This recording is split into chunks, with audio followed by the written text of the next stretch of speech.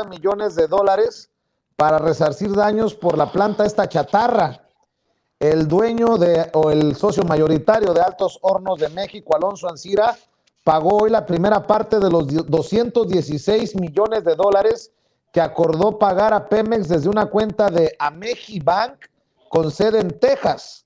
Alonso Ancira, presidente del Consejo de Administración de Altos Hornos de México, realizó este primer pago y hasta por adelantado, porque le tocaba hasta el 30 de este mes, 50 millones para el resarcimiento de daños por la venta a sobreprecio de la planta de fertilizantes de agronitrogenados a Petróleos Mexicanos, algo que sin lugar a dudas no tiene precedentes, querido César, y ya quisiera yo que más cabrones de estos, a mí qué chingados, sí los quisiera ver en el bote, pero más en el bote quisiera que regresen al pueblo lo robado, y aquí estamos viendo el primer pago, está bien, se lo dejamos en pagos, pero al final que cumpla y que le regrese al pueblo de México, en este caso, más de 216 millones de dólares, no de pesos.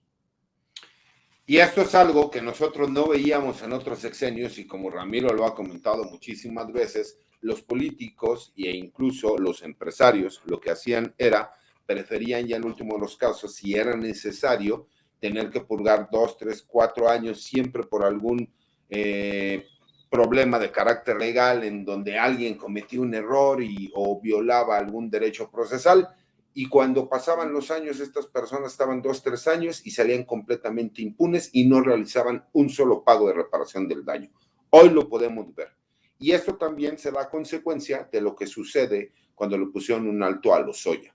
¿Por qué? Porque la gente se dio cuenta que el gobierno de la República y la Fiscalía General de la República no van a estar permitiendo que todas aquellas personas que han recibido un beneficio estén jugando con lo que se acordó. Aquí se tienen que hacer las reparaciones del daño y si no, se les revoquen de forma inmediata la libertad y aún así tendrán que terminar pagando. Y eso lo aplaudo, mi querido Vicente, y me da mucho gusto.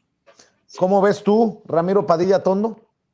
Imagínate que tú te recibes un sobreprecio de 217 millones de dólares y lo metes a trabajar por intereses en un banco en Estados Unidos, creo que te dan $50,000 de interés anual por cada $1,000,000 que metes en esas cantidades, pues nomás haz la cuenta, no solo debería regresar los 217 millones de dólares, sino los intereses que se generaron con esos 217 millones. Si por 10 millones de dólares te va a generar $500,000 al año de interés, pues saca la cuenta por 200, ¿no? O sea, estamos hablando de que a esas alturas y con esas cantidades de dinero, el señor no tendría que regresar eso, sino tendría que regresar un 50% más. Es esa parte de que sí, por primera vez estamos viendo historia, estamos viendo empresarios que empiezan a regresar lo que se robaron, porque vamos, no es solo Alonso Ancira, Vicente, que lo agarraron con las manos en la masa, vendiendo una planta chatarra a sobreprecio, es en sí, por ejemplo, los 400,000 millones de pesos que les perdonó Felipe Calderón, por ejemplo,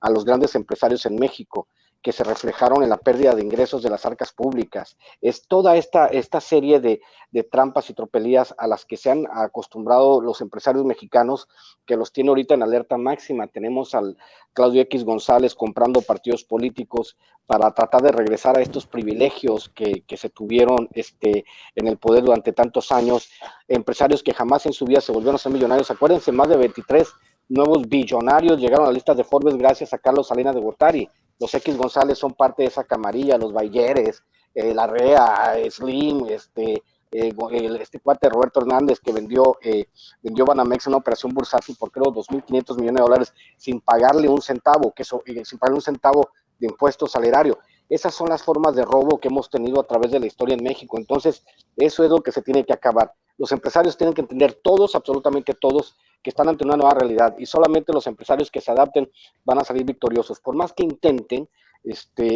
revertir la realidad, la sentencia es clara. 70% de aprobación del presidente, más de 30 millones de mexicanos votamos por él. Es el presidente con la más alta legitimidad. El poder político se ha separado del poder económico. Entonces, el caso Ancira es paradigmático, digamos, en ciertos aspectos, porque si ves las barbas de tu vecino cortar, pon las tuyas a remojar. Y es un mensaje para toda la clase empresarial mexicana. Señores, se acabó el rollo, paguen salarios justos, paguen sus impuestos, y como dijo el presidente, yo no soy enemigo de ningún empresario, siempre y cuando pague salarios justos y pague sus impuestos, y hasta se le dan contratos, porque el pastel de los contratos gubernamentales es bastante amplio. Así que vamos a ver en el futuro cercano si este señor Ancira cumple. Es un pez demasiado gordo como para darle, en Estados Unidos, un fraude de ese tipo le acarrearía al menos 15, 20 años de cárcel, un fraude al erario, ¿no? Porque en Estados Unidos sí el dinero público es dinero sagrado, pero acá en México, pues obviamente el dinero público, como decía Octavio Paz, tiene una concepción patrimonialista, y creen los políticos y los empresarios que el dinero de los recursos públicos les pertenece a ellos de alguna manera, ¿no? Y qué lamentable que en este marco